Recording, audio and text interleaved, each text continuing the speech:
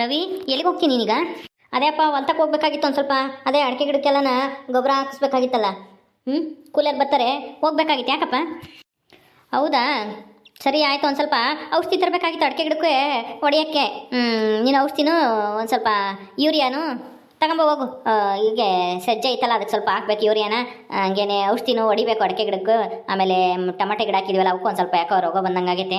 ಎಲ್ಲನ ಅಚ್ಚುಕಟ್ಟಾಗಿ ನೋಡ್ಕೊಂಡು ತಾಂಬ. ಇನ್ನೂ ಯಾವುದಾದ್ರೂ ಗೊಬ್ಬರ, ಗೌರ್ಮೆಂಟ್ ಗೊಬ್ಬರ ಬೇಕು ಅಂದರೆ ತಾಂಬ ನೋಡ್ಕೊಂಡು. ಹೌದಾ, ಸರಿಯಪ್ಪ. ಮಾವ, ನಮ್ಮ ಮನೆಯವ್ರ ಕೈ ಕೊಡ್ರಿ, ತರ್ತಾರೆ. ಯಾವಾಗ್ಲೂ ರವಿ ಮಾವನ ಕೈಗೇನೆ ಯಾಕೆ ಕೊಡ್ತೀರಾ?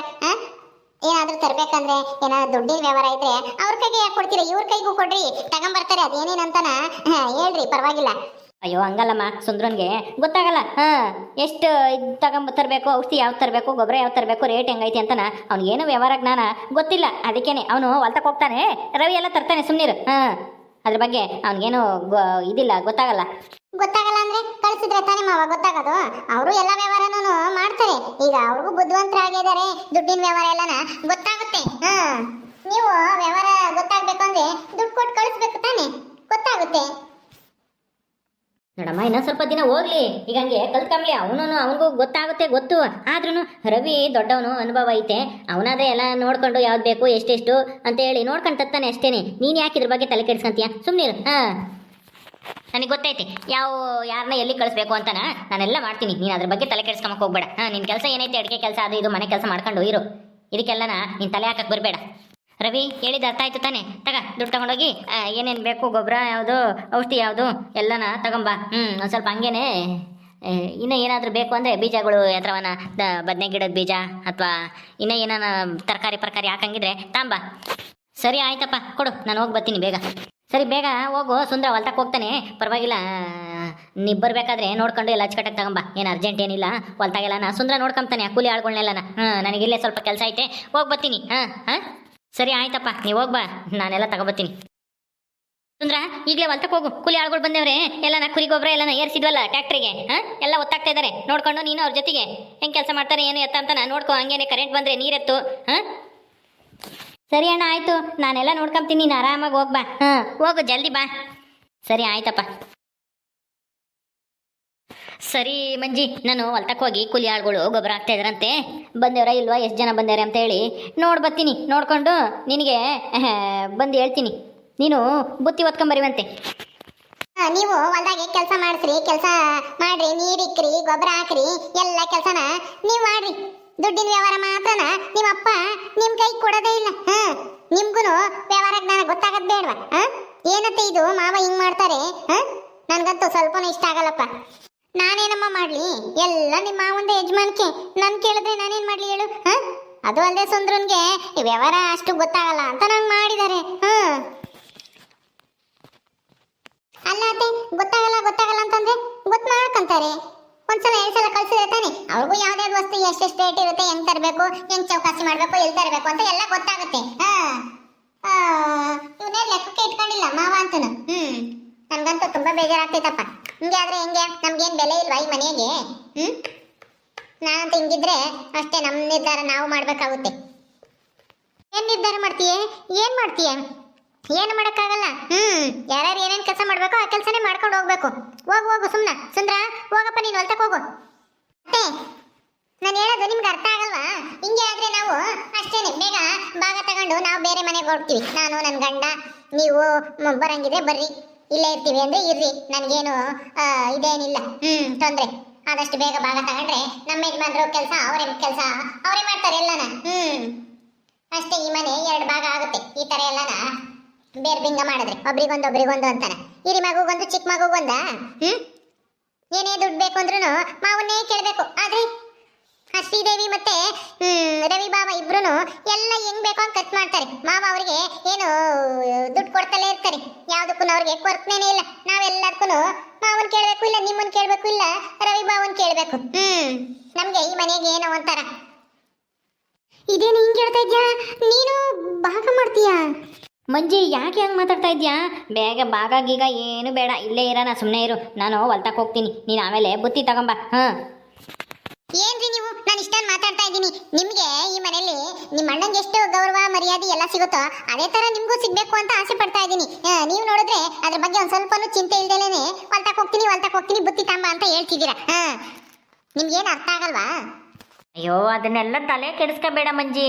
ಸುಮ್ಮನೆ ದುಡ್ಡು ಅದು ಇದು ಅಂತ ಹೋದ್ರೆ ನಮಗೆ ತರದ್ ಗೊತ್ತಾಗಲ್ಲ, ಎಷ್ಟು ಕೊಡಬೇಕು ಲೆಕ್ಕ ಎಲ್ಲ ತಪ್ಪಾಗಿ ಆಮೇಲೆ ಏನಾದರೂ ಹೆಚ್ಚು ಕಮ್ಮಿ ಮಾಡಿದ್ರೆ ಏನು ಮಾಡ್ತೀಯಾ?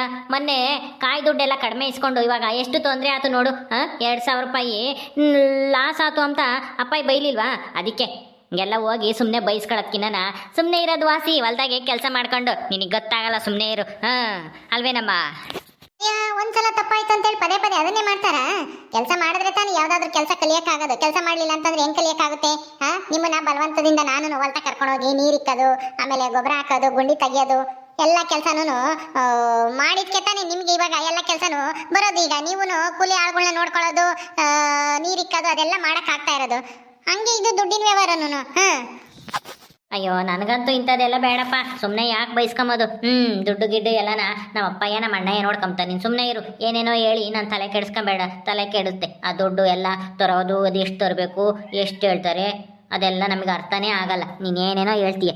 ನಾನಂತೂ ಹೊಲ್ತಕ್ಕೆ ಹೋಗ್ತೀನಿ, ನೀ ಹೆಂಗಾದ್ರೂ ಮಾಡ್ಕ. ಅಯ್ಯೋ ರೀ, ರೀನು ಇಲ್ಲ ಗೀನು ಇಲ್ಲ, ನಾನು ಹೋಗ್ತೀನಿ. ಇವ್ರಿಗೆ ಏನ್ ಹೇಳಿದ್ರು ಬುದ್ಧಿ ಬರಲ್ಲ. ಕೆಲಸ ಮಾತ್ರ ಕಲ್ತಾರ ಅಷ್ಟೇ, ಒಂದಿಟ್ಟು ತಲೆಗೆ ಬುದ್ಧಿನೇ ಇಲ್ಲ.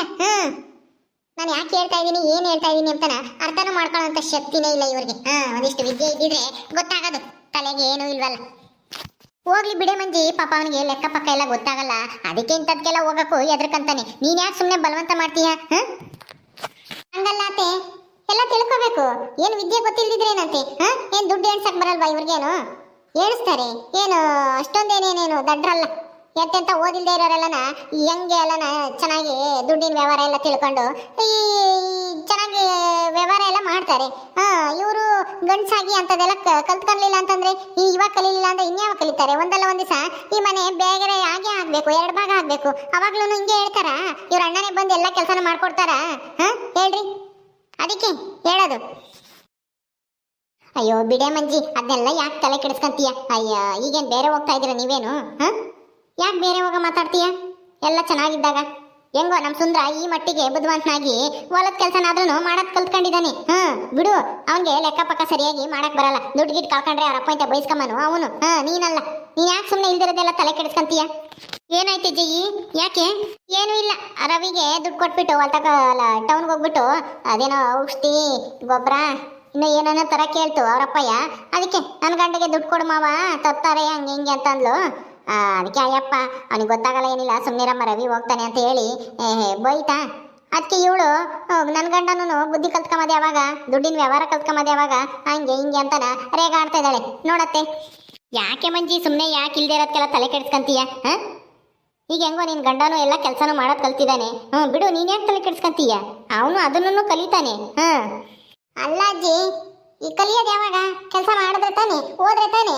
ದುಡ್ಡು ಎಷ್ಟಾಗುತ್ತೆ, ಎಷ್ಟು ಕೊಡಬೇಕು, ಯಾವುದಕ್ಕೆ ಎಷ್ಟು, ಗೊಬ್ಬರ ಎಷ್ಟಾಗ್ತೈತೆ, ಔಷಧಿ ಎಷ್ಟು ತರಬೇಕು, ಯಾವ ಔಷಧಿ ಯಾವ ರೋಗಕ್ಕೆ ಯಾವ ಔಷಧಿ ಅಂತ ಎಲ್ಲನ ತಿಳ್ಕೊಂಬದ್ ಬೇಡವಾ? ಅಯ್ಯೋ ಹೋಗ್ತಾ ಹೋಗ್ತಾ ತಿಳ್ಕೊಂತಾನೆ ಬಿಡು, ಎಲ್ಲ ಒಂದೇ ಸಲ ತಿಳ್ಕೊಂಬಕ್ಕಾಗುತ್ತಾ?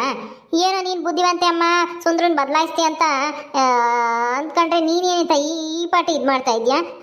ಸ್ವಲ್ಪ ಸಮಾಧಾನ ಮಾಡ್ಕೊ. ಎಲ್ಲ ಒಂದೇ ಸಲ ಬದಲಾಗಬೇಕು ಅಂದ್ರೆ ಆಗಲ್ಲ. ನಿಧಾನಕ್ಕೆ ಹೋಗ್ತಾ ಹೋಗ್ತಾ ಅವನು ಕಲಿತಾನೆ. ನೀನ್ ಯಾಕೆ ಹಿಂಗೆ ಆಡ್ತಾ ಇದ್ಯಾ? ಎಲ್ಲಾರು ಹಿಂಗೆ ಹೇಳ್ರಿ, ಕಲಿತಾನೆ ಕಲಿತಾನೆ ಅಂತಾನೆ. ನನಗಂತೂ ಇದನ್ನೆಲ್ಲ ನೋಡಕ್ ಆಗ್ತಾ ಇಲ್ಲ.